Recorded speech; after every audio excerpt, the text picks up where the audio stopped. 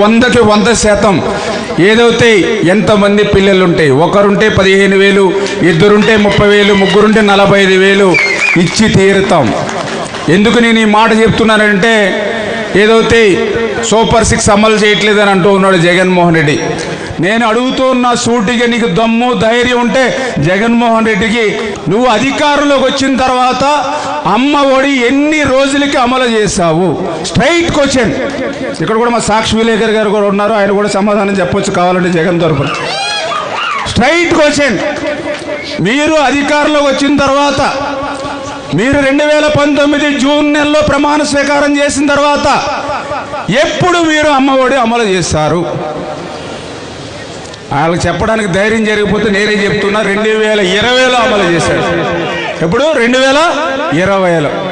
అంటే నువ్వు చెప్పినటువంటి పథకం అమలు చేయడానికి నీకు 9 నెలలు పట్టింది. మరి నేను అధికారంలోకి వచ్చిన 2 నెలలకే 3 నెలలకే నువ్వు అమలు చేయలేదని నన్ను ప్రశ్నించడానికి నీకు హక్కు ఉందా? ఉందా హక్కు? దయ ఉంచే సాక్షి వారిని అదేవిధంగా జగన్మోహన్ రెడ్డి గారిని గుర్తుపెట్టుకోమని కోరుతూ ఉన్నా.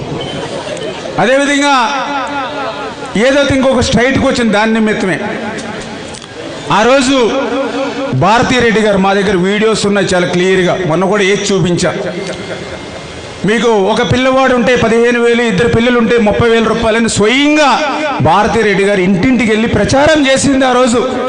మరి అధికారంలోకి వచ్చిన తర్వాత నువ్వు ఇద్దరికి ఇచ్చావా, ఒక్కరికి ఇచ్చి మోసం చేసావా? సమాధానం చెప్పండి స్ట్రైట్గా.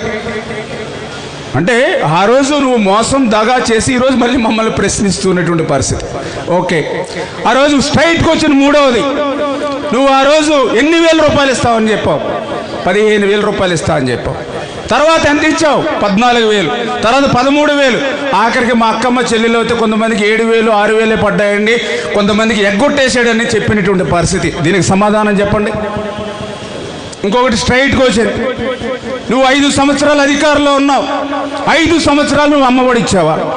1 సంవత్సరం ఎగ్గొట్టావా లేదా? సమాధానం చెప్పు. అంటే నువ్వు అధికారంలో ఉంటే ఓడి చెప్తావు, ఇవాళ ప్రతిపక్షంలో ఉంటే ఓడి చెప్తావు. మేము నీతిగా నిజాయితీగా పనిచేసేటువంటి ప్రభుత్వం మా ప్రభుత్వం.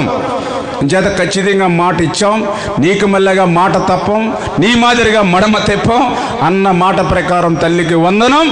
ఏదైతే మీకు చెప్పామో అది మోసం దగా నీ మాదిరి లేకుండా అమలు చేసి తీరుతాం.